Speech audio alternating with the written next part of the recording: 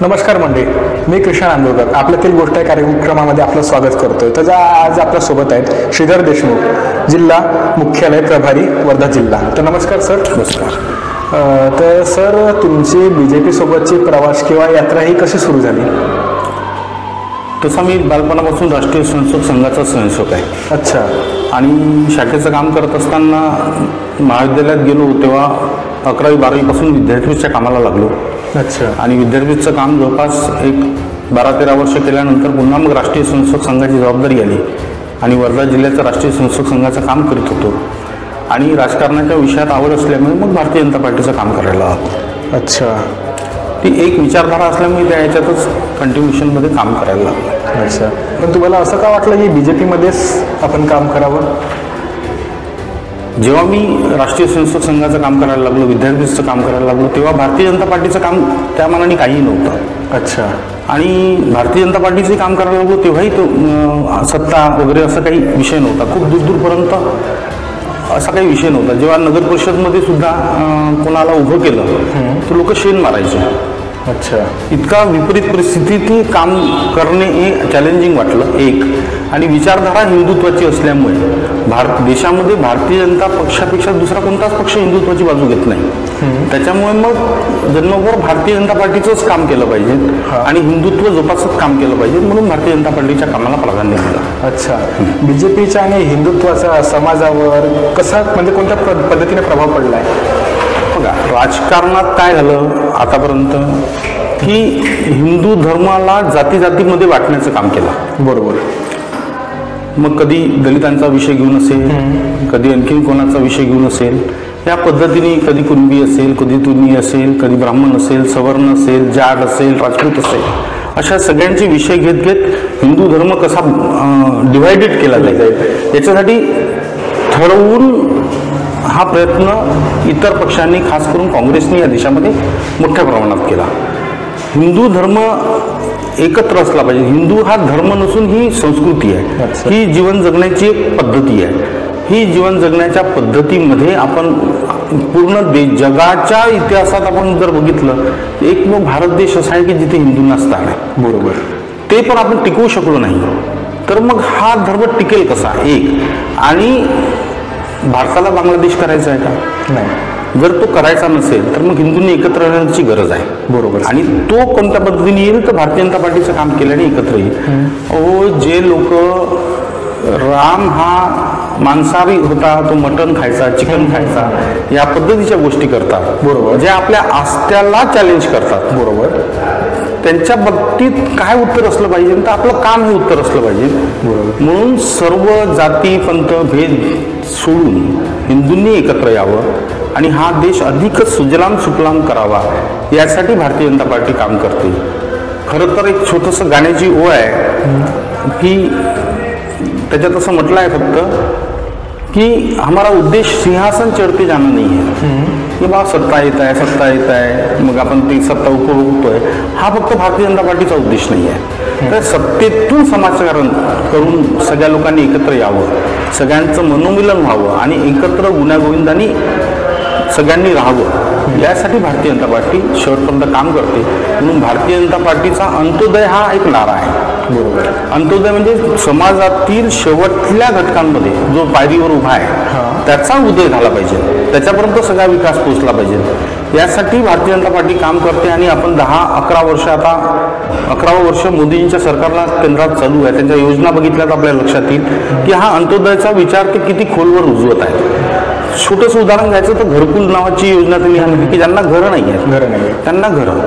मला सांगा, 1947ला देश स्वतंत्र झाल्यावर घराघरात शौचालय देण्याचं काम मोदीजींना करावं लागलं. बरोबर. याच्यापेक्षा दुर्दैव काय असेल? आता फक्त होऊन जायला पाहिजे होतं. गावागावात वीज पोहोचायचं काम मोदीजींना करावं लागलं शेवटी. सत्तेच्या नंतर इतके 2014 पर्यंत बाकीच्यांचं सरकार होतं. मध्ये फक्त अटलजीचं काही काळ सोडलं, एकंदरीत 5 वर्षाचं सरकार, तर सगळं तर मूळ काँग्रेस लोकांचे सरकार होते. बरोबर. पण त्यांनीही केलं नाही, कारण मूळ प्रश्नाला बगल देत त्यांनी फक्त जातीचं राजकारण केलं. त्यांच्या तिकीट वाटपामध्ये सुद्धा तुम्हाला जाती दिसेल की जी भारतीय जनता पार्टीमध्ये कधी नसतं. बरोबर. त्यांच्या जातीमध्ये याच्यामध्ये सुद्धा अनेक गोष्टी अशाच घडत आल्या आहे की फक्त जातीचं राजकारण करायचं आणि त्याच्या भरोशावर मग गावातला कोण प्रमुख आहे, कोणती जात मोठी आहे त्याला तिकीट द्या, पण सर्वसामान्य कार्यकर्ता आहे, चांगलं काम करतोय, त्याला मोठं केलं आहे असं साधारण दिसत नाही. ते भारतीय जनता पार्टीमध्ये दिसतं. अच्छा, म्हणजे जसं काही 60 वर्षात जो काही विकास बाकी कोणी करू नाही शकलं ते मोदी सरकारने 10 वर्षात करून दाखवलं. बघा, आपल्यासोबत अनेक देश स्वतंत्र झाले. बरोबर. 70, 48, 49 या रेंजमध्ये जे देश स्वतंत्र झाले त्यांची प्रगती बघा आणि भारताची प्रगती बघा. प्रगती झाली नाही असं कधी म्हणता येत नाही, कारण की देश स्वतंत्र झाला आहे. अनेक गोष्टी कालांतराने ज्या विकास व्हायला पाहिजे. बा जन्म घेतला तो माणूस मोठा होणारच आहे. तो 1 वर्षाचा होईल, 2 वर्षाचा होईल, 20 वर्षाचा होईल, त्याला प्रगती नाही म्हणणार आपण. तर ती एक नैसर्गिक वाढ आहे, ग्रोथ आहे, ती आपल्या देशामध्ये झाली. पण जी अकल्पनीय ग्रोथ व्हायला पाहिजे या देशामध्ये, जी बाकीच्या देशामध्ये झाली ती अकल्पनीय ग्रोथ आपला देश का करू शकला नाही याचा कुठेतरी विचार व्हायला पाहिजे. तो या 10 ते 11 वर्षात आपण साध्य करून दाखवला. आज आपण जगाच्या 5व्या नंबरवर आर्थिक सत्ता म्हणून आलो. जो 11व्या नंबरवर होता तो प्रधानमंत्री कोण होतं? अर्थतज्ञ मनमोहन सिंग होते. बरोबर. त्यांच्या काळात त्यांना जमलं नाही आणि ते नरेंद्र मोदींजींच्या काळात त्यांनी 5व्यावर आणलं आणि चॅलेंज स्वीकारलं की आता 3ऱ्यावर आम्ही जाऊ. हे कशाच्या आधारावर आहे? तर हे फक्त सबका साथ, सबका विकास, सबका विश्वास ही त्रिसूत्री घेऊन त्यांनी जे काम सुरू केलं आणि ठरवून की बा आम्हाला काही नको आहे, जे करायचं आहे ते देशासाठी करायचं, म्हणून हा विकास आपल्याला दिसतो. मग घरकुल असेल, वीज असेल, शौचालय असेल, आयुष्यमान भारतचा 75 वर्षाच्या वरती जेवढे आहे त्यांना आरोग्य सुविधा मोफत करून टाकल्या. बरोबर. आता लाडकी बहीण योजना आणली. आता अनेक जण त्याच्यावर अनेक गोष्टी बोलतात, पण एक व्यापाऱ्यांनी मला खूप सुंदर उत्तर दिलं मार्केटमध्ये फिरत असताना. लाडकी बहीण योजना आणली तर काय फायदा झाला, काय असं चर्चा करताना त्यांनी सांगितलं. मग म्हणे लाडकी बहीण योजना आल्याबरोबर म्हणे मार्केट उठलं आमचं. क्या बात आहे.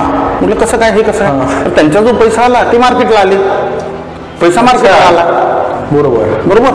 आता तुम्हाला सांगतो, माझ्या परिचित एक महिला आहे, तिच्यासोबत तिचं लाडकी बहीण योजना करून दिली. तिचं काम आहे घरोघरी जाऊन पोळ्या करणे, स्वयंपाक करणे, हे काम आहे. जेवू शकते 2 वेळ, तो अडचण नाही आहे. पण तिला जेव्हा ते 1500 रुपये भेटले, तिचा मला पहिला फोन आला की दादा मला 1500 रुपये माझ्या अकाउंटला जमा झाले. अरे वा, म्हटलं छान झालं, अभिनंदन तुझं. काय म्हणते म्हटलं? मग काही नाही, आता मुलाला इंग्रजी ट्युशन लावणार आहे. क्या बात आहे. माझ्या डोळ्यात पाणी आलं. त्या बाईला शिकवायचं आहे मुलाला, पण फक्त पैसे नाही आहे म्हणून ती शिकवू शकत नाही आहे. आज 1500 नाही तर 8,500 रुपये तर राहुल गांधींनी कबूल केले होते ना. आणि मला सांगा, ही योजना व्हायबल होऊ शकत नाही, बंद पडेल असं म्हणणार आहे, असे जे म्हणतात, असं म्हणतात. बरोबर आहे. तर मला सांगा, आम्ही फक्त 1500 रुपये, आता ते आम्ही या आमच्या जाहीरनाम्यामध्ये 2100 केले. आता पुन्हा सरकार आल्यावर आम्ही 1500चे 2100 रुपये देणार. बरोबर. तर हे काँग्रेसवाल्यांनी त्यात कोर्टात गेले ही योजना बंद करावी म्हणून, आणि त्यांनी असं हे केलं की हे व्हायबल नाही आहे. म्हणजे हे अर्थसंकल्पात देऊ शकत नाही, हे करू शकत नाही. तर माझा त्यांना एकच प्रश्न आहे की राहुल गांधींनी घोषणा केली होती की आम्ही सगळ्या महिलांना 8,500 रुपये महिना देऊ. 8,500 रुपये महिना, आणि तोही कुठे? पूर्ण देशात. अरे देवा. 8,500 रुपये जर तुम्ही पूर्ण देशात देऊ शकत होते, तर 1521 रुपये आम्ही महाराष्ट्रात देऊ शकत नाही का? पॉईंट आहे साहेब. साधं गणित आहे, बाकी काहीच नाही आहे. म्हणजे तुम्ही म्हणाल ते खरं. अरे आम्ही देतो म्हटलं नाही, आम्ही दिले. बरोबर. आम्ही हे दिले, बोलण्यापेक्षा करून दाखवलं. आता तुम्हाला साधं उदाहरण देतो. आता तुमचं वय काय माहीत नाही मला, परंतु आज शेतीच्या विषयामध्ये आम्ही शेतीला 8 तास कंटिन्यू लाईट देतोय. बरोबर आहे. शेतकऱ्यांना जे सिंचन करायचं त्यासाठी कंटिन्यू 8 तास लाईट देतोय. शेतकऱ्यांची मागणी आहे की 10 तास झालं पाहिजे. बरोबर आहे त्यांचं. पण मला कधी कधी मग त्यांना 10 वर्ष मागे घेऊन जावं लागतं, जेव्हा काँग्रेसचं सरकार होतं की त्यावेळेस लोड शेडिंग किती होतं. लाईट देण्याचं सोडा, शेतीला सोडा.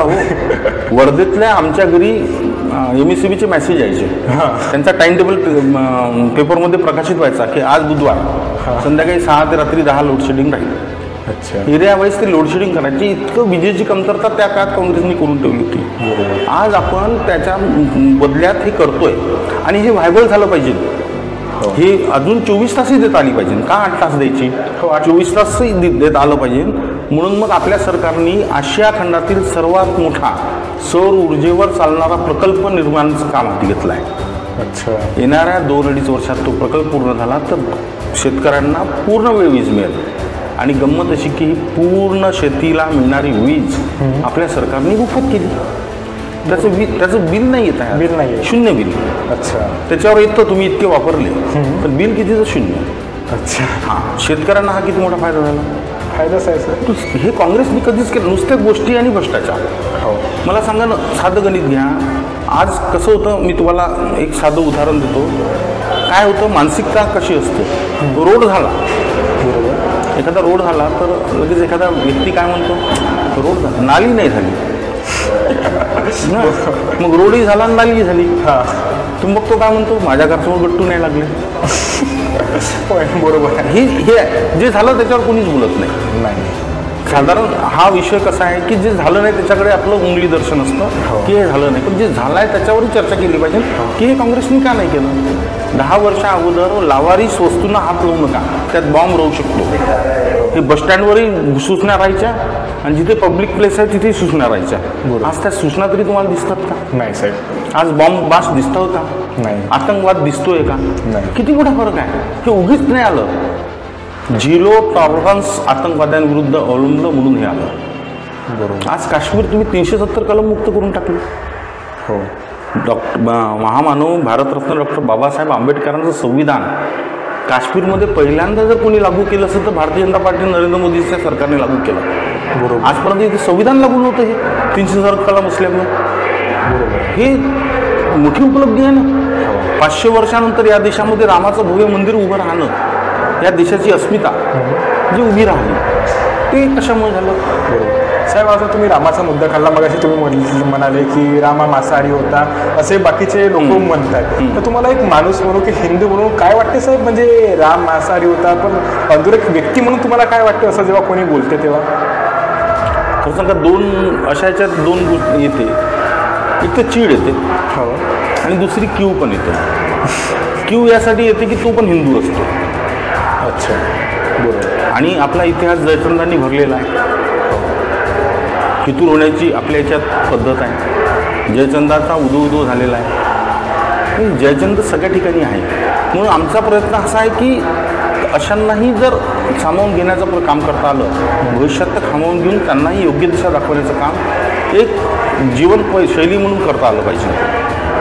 तेव्हा आपण खऱ्या अर्थाने सगळ्यांना सामावून घेऊ. नाहीतर मग काय आहे की त्यांची विचारधारा ते फक्त राजकीय दृष्टिकोनातून बोलतात. त्याचा समाजावर काय दुर्गामी परिणाम होईल याचा ते विचार करत नाही. तुम्ही बघा ना, एकेकाचं शरद पवारांचं जर राजकीय जीवन बघितलं तर पूर्ण जातीपातीचं राजकारण आहे. बरोबर. त्याच्यात व्यतिरिक्त कुठे काय आहे, डेव्हलपमेंटवर चर्चा नाही. आता हे इलेक्शन चालू आहे विधानसभेचं. या विधानसभेच्या इलेक्शनच्या ह्याच्यात खरं तर 5 वर्षाचा हिशोब जनतेला द्यायचा आहे. तर भारतीय जनता पार्टी महायुतीचं सरकार 2.5 वर्ष आणि उद्धव ठाकरे महाआघाडीचं 2.5 वर्ष. मग महाआघाडीने आपला 2.5 वर्षाचा हिशोब आजपर्यंत का नाही दिला. बरोबर आहे. त्याचं तर काहीच द्यायला पाहिजे. हे देणार नाही. अशा प्रश्नावरती उत्तर देतात की आमच्यामध्ये कोरोना काळ वगैरे आला. कोरोना काळ आला तर देशात आला. मग कोरोना काळ आला तर मी तुम्हाला एक छोटंसं उदाहरण देतो. आता खूप काही मोठं उदाहरण देण्याची गरज नाही, लोकांना ते लक्षात येत, कारण वेळ निघून गेला त्याला. कोरोना काळामध्ये यांचे सरकार होतं, उद्धव ठाकरे मुख्यमंत्री होते. साधा प्रश्न होता की लसीकरण सुरू झालं. सरकार यांचं, प्रशासन यांचं, जबाबदारी यांची. बरोबर. अहो, लोकांना लसीकरण कुठे आहे माहीत नव्हतं. मग लोक काय करायचे, घराच्या बाहेर निघायचे, लसीकरण केंद्रावर जायचे.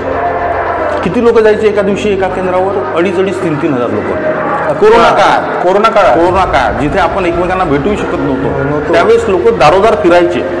वर्धेत 5-6 सेंटर आहे, तर 5-6 सेंटरला असे फिरायचे की इथे लस भेटेल का, इथे आहे का, इथे आहे का, इथे. हा गोष्ट करतात. हां, बरोबर. आणि त्याच्यामुळे कोरोना वाढण्याचा भीती जास्त झाली की ह्याच्यात आमच्या जेव्हा लक्षात आलं भारतीय जनता पार्टी म्हणून की असं होतं आहे, तर मग आम्ही आमदार साहेबांच्या मदतीने आरोग्य विभागाची मिटिंग घेतली आणि म्हटलं हे सगळं दुरुस्त केलं पाहिजे. आणि मग आम्ही काय करायचो की रोज रात्री उद्या कुठे कुठे लसीकरण आहे याची माहिती घ्यायची, ती मीडियाला द्यायची आणि सोशल मीडियावरून ती प्रसारित करायची की तुम्ही इथेच जा. एक पहिली गोष्ट, तिथे तुम्ही इथेच लसीकरण करा, जे की हे काम या सरकारने करायला पाहिजे नव्हतं. आणि त्याच्यामुळे ती गर्दी एक कमी झाली. दुसरा आम्ही प्रयोग केला की तुमची लसीकरणाची नोंदणी ही ऑनलाईन केल्या जाईल फोनच्या माध्यमातून. तुम्ही घरून फोन करा, तुमचा नंबर लागला तर तरच तुम्ही लसीकरणाला जा. त्यामुळे त्या दिवशी जर का तिथे 300 लसीकरण होत असेल तर त्याला वेळ प्रशासनातर्फे मग आमच्यामधून वेळ दिला जायची की 10 ते 11 तुम्ही जा, 11 ते 12 तुम्ही लोक या. त्यामुळे त्या केंद्रावर म्हणजे जे काम सरकारने करायला पाहिजे ते आम्हाला करावं, तुम्हाला करावं लागेल. मला सांगा कोरोनामध्ये सुद्धा यांनी काय केलं मग? बरोबर. मग साधा प्रश्न आहे की तुम्ही हेही नाही करू शकले. स्वतःला समाजसेवक म्हणणारे अनेक जण असतात, मग ते का नाही केलं? कुठे दिसले कोरोना काळामध्ये बाकीचे राजकीय पक्ष? कोरोना काळात सुद्धा जमिनीवर राहून काम करणारा भारतीय जनता पार्टीचा कार्यकर्ता होता. बरोबर. त्यांनी बेड उपलब्ध करून दिले लोकांना, त्यांनी ऑक्सिजन कॉन्सन्ट्रेटर लोकांना उपलब्ध करून दिले. मग ठीक आहे, या गोष्टी नाही करू शकले तर या गोष्टी करायला पाहिजे. या सुद्धा तुम्ही करू शकले नाही, याचा अर्थ तुमची काम करण्याची मानसिकता नाही. हेच त्याचं स्पष्ट. तर जसं धर्म व संस्कृती टिकवून ठेवण्याचं काम जसे काही भारतीय जनता पार्टी करताय तसं दुसरी कोणती पार्टी करू शकते का? तुम्हाला दिसतंय का? आम्हाला आता कसं आहे माहिती आहे का, ॲक्च्युली धर्म संस्कृती टिकवायचं काम हे काही राजकीय पक्षाचं नाही आहे. अच्छा. त्यासाठी अनेक संघटना काम करत असतात, अनेक संघटना आहेत. पण त्याच्यातलं सगळ्यात महत्त्वाचं म्हणजे मी आपल्या माध्यमातून सांगू इच्छितो की धर्म आणि संस्कृती टिकवायचं खरं काम जर असेल तर ती आपली कुटुंब व्यवस्था पद्धती करत असते. अच्छा. कुटुंब व्यवस्था पद्धती. आज गडबड अशी होते की आम्ही विभक्त कुटुंब पद्धतीकडे मोठ्या प्रमाणात चाललो आहे. कारण समाजाची तशी रचना होते. एकतर मुलं कमी असतात, असले तरी जॉबच्या निमित्ताने बाहेर जातात. त्याच्यामुळे ठीक आहे ते होत असेल, पण तरीही एकत्र राहण्याची मानसिकता राहू शकत नाही एकत्र. पण एकत्र राहण्याची मानसिकता ही कशामुळे येऊ शकते तर आमच्या कुटुंब व्यवस्थेमध्ये. ती जर अजून मजबूत झाली तर आमचा धर्म, आमची संस्कृती अधिक टिकेल.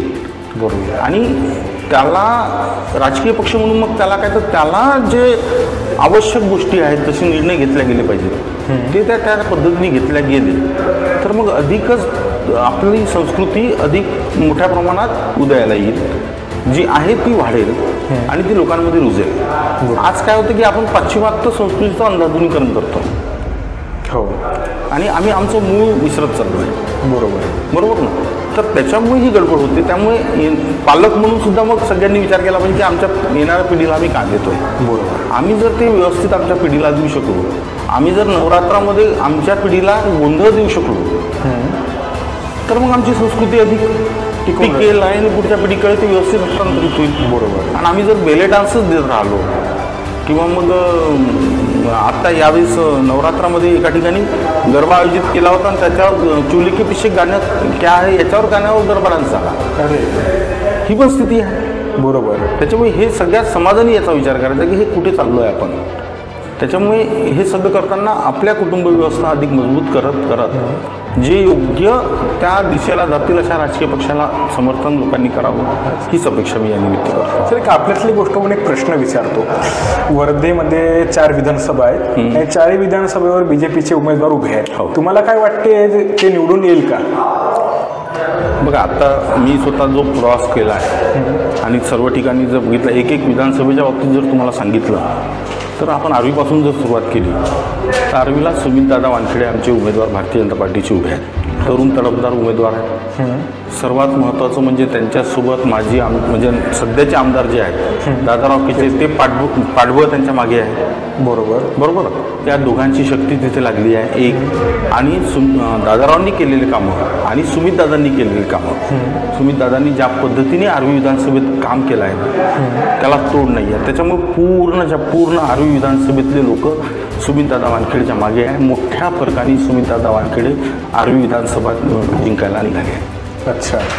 आर्वी हिंगणघाट विधानसभेत सांगतो, हिंगणघाट विधानसभेत समीर दादा पुनावारांनी इतकं चांगलं काम केलं आहे की त्याच्याबद्दल तर डोळे झाकून सगळेजण म्हणतात की समीर पुनावारांची सीट आजच निघाली आहे आणि तिथे राष्ट्रवादीमध्ये बंडखोरी झाली आहे. बरोबर. त्याच्यामुळे अधिक चान्सेस निवडणुकीचे वाढले आहे. त्यामुळे ती सुद्धा सीट निघण्याच्या आमच्या याच्यात आहे. देवी पुलगावचं म्हणाल तर देवी पुलगावमध्ये एकाच व्यक्तीच्या जवळपास 25 वर्ष ते आमदार आहेत आणि हवा तसा विकास झाला.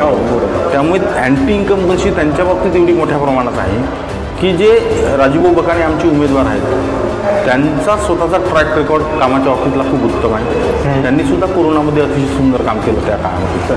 अनेक लोकांना, गरीब लोकांना किटा वाटणं असेल या पद्धतीचे कामं त्यांनी केले.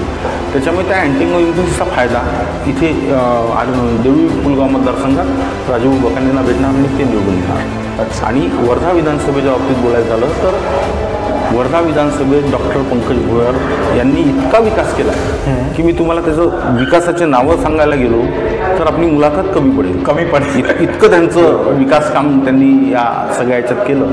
आणि त्यांच्या विकास कामात म्हणजे तुम्हाला छोटंसं उदाहरण देतो ना, खूप मोठं दूर जाण्याची गरज नाही आहे. महाराष्ट्रात बचत गट भवन ही संकल्पना पंकज भाऊंनी आणली आहे.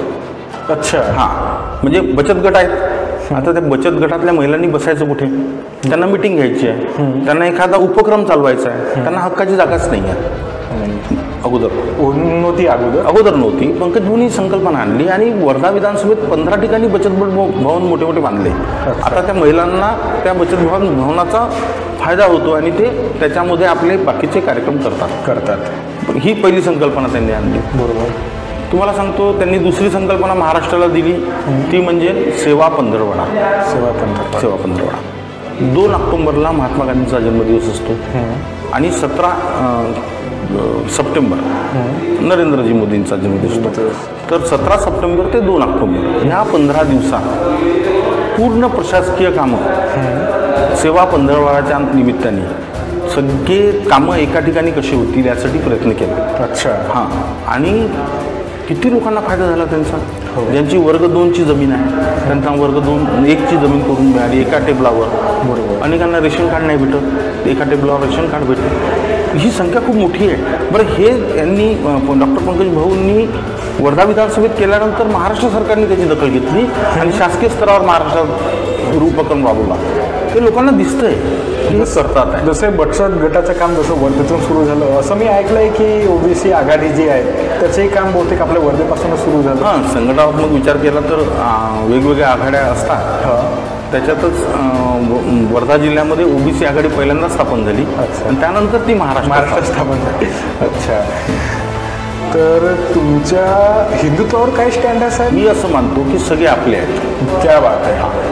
कारण असं की हा देशच हिंदूंचा आहे. जो या भारत मातेला आपली माता मानतो तो हिंदू आहे. बरोबर साहेब. बरोबर. जो वंदे मातरम म्हणतो तो हिंदू आहे.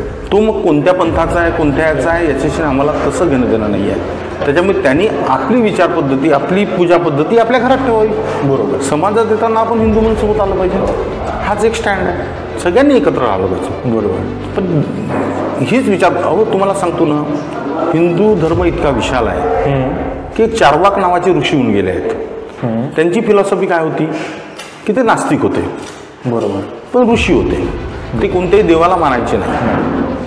त्यांना सुद्धा संत म्हणून हिंदू धर्माने स्वीकारला आहे. हो. एवढा मोठा प्रत्येकांना सामावून घेण्याची क्षमता हिंदू धर्मामध्ये आहे. त्याच्यामुळे त्याच्याबद्दल काय स्टँड घ्यावा? तो धर्म आमचा आहे आणि सगळ्यांचा आहे आणि त्याच्यावर आम्हाला गर्व आहे. प्रश्नच नाही. गर्व आहे. तर साहेब, एक असा बाकीच्यांच्या मनामध्ये एक असा प्रश्न असतो की भारताला हिंदू राष्ट्र बीजेपी घोषित करणार आहे, हे काय नेमकं? बघा, 2 गोष्टी आहेत. मी श्रीधर देशमुख आहे, हे घोषित करायची गरज आहे का? नाही. मग हिंदू राष्ट्र भारताला घोषित करायची गरज काय? एका दृष्टीने. बरोबर. काय हिंदू राष्ट्र आहे भारत? होय, मी म्हणतो ना हिंदू राष्ट्र आहे, तर मग हिंदू राष्ट्र आहे. बरोबर. काही गरज नाही एका दृष्टिकोनातून. हिंदू राष्ट्र आहे म्हणजे आहे. पहिली होता, आता पुढे राहणार आहे. आम्ही त्याच्यावर हिंदू राष्ट्र असण्याच्या याच्यावर किती चालतो, बरोबर, याच्यावर सगळं अवलंबून आहे. चला, खूप खूप धन्यवाद साहेब. तुमच्या माध्यमातून भरपूरशी माहिती व भरपूरसे गैरसमज आमचे दूर झाले. तर चला मंडळी, आपल्यातील गोष्ट या कार्यक्रमामध्ये आज श्रीधर देशमुख आपल्यासोबत होते. तर यांच्या माध्यमातून आपल्याला भरपूरशी चांगली माहिती आपल्याला प्राप्त झाली आहे. तर चला, भेटूया आपल्यातील गोष्ट याच्या पुढच्या एपिसोड्समध्ये.